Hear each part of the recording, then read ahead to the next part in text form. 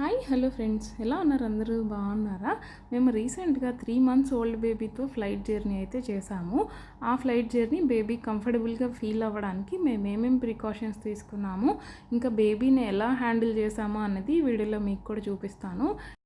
మేము flight tickets book చేసుకునేప్పుడే బేబీతో కంఫర్టబుల్గా ఉండాలి, స్పేషియస్గా ఉండాలి అనేసి ఫస్ట్ రోలో ఉన్న 3 సీట్స్ని బుక్ చేసుకున్నాము. వాటినైతే ఎక్స్ట్రా లెగ్ రూమ్ సీట్స్ అంటారు. సో అవైతే మనకి కాళ్ళు చాపుకోవడానికి కంఫర్టబుల్గా ఉంటుంది.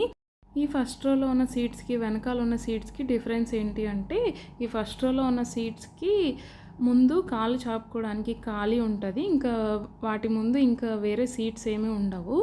వెనకాల సీట్స్ అయితే చాలా ఇరుకుగా ఉంటాయి. ఇంకా ఈ సీట్స్కి అయితే పర్ హెడ్కి 3500 అయితే ఛార్జ్ చేశారు ఎక్స్ట్రాగా. ఆ స్పేస్లో అయితే వాళ్ళైతే బేబీ బాస్నెట్ అయితే అరేంజ్ చేశారు. ఇదైతే చాలా యూజ్ఫుల్గా ఉంటుంది. ఇంకా 2 డైపర్స్ ఇచ్చారు. వెట్ వైప్స్ది ఒక చిన్న ప్యాకెట్ అయితే ఇచ్చారు. ఈ డైపర్స్వి ఎవరికైనా బేబీస్ ఉంటే వాళ్ళు అడిగినా కూడా ఇస్తారు, ఓన్లీ ఇక్కడ ఉన్న వాళ్ళకి మాత్రమే కాదు. ఇంకా వీటితో పాటు మిక్స్డ్ ఫ్రూట్స్ది ప్యూరీ ఒకటి ఇచ్చారు బేబీస్ కోసము. ఇంకా టేక్ ఆఫ్ అప్పుడు, ల్యాండింగ్ అప్పుడు బేబీ అన్ఈజీగా ఫీల్ అవ్వకుండా ఉండడానికి నేను మా డాక్టర్ని అడిగాను, ఫీడ్ అన్నా చేయండి, లేకపోతే పాసిఫైయర్స్ అని ఉంటాయి కదా, అవన్నా వాడండి అని చెప్పారు.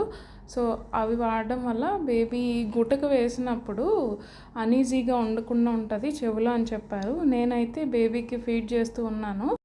సో ఫైనల్గా ఈ టిప్స్ అన్నీ ఫాలో అవ్వడం వల్ల మేమైతే కంఫర్టబుల్గా మా బేబీతో హ్యాపీగా జర్నీ అయితే ఎంజాయ్ చేయగలిగాము.